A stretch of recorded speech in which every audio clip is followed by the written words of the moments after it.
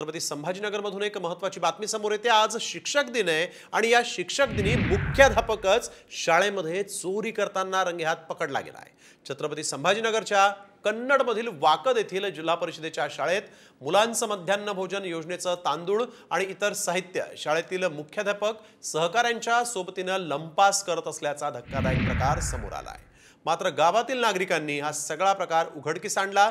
मध्यरात्री काही अज्ञात व्यक्तींनी धान्य लंपास करण्यासाठी पिकअप गाडी आणली आणि धान्य या गाडीमध्ये भरलं आणि काळ्या बाजारामध्ये विकण्यासाठी घेऊन निघाले होते। मात्र गावकऱ्यांना याची कुणकुण लागताच त्यांनी हा चोरीचा प्रयत्न हाणून पाडला। दरम्यान 8 ते 9 गोण्या या गाडीमध्ये भरण्यात आल्या होत्या आणि ही गाडी काळ्या बाजारामध्ये जाण्याऐवजी पोलीस स्टेशनला गेली आणि या मुख्याध्यापकावर पिशोर पोलीस ठाण्यामध्ये गुन्हा दाखल करण्याची प्रक्रिया सुरू झाली।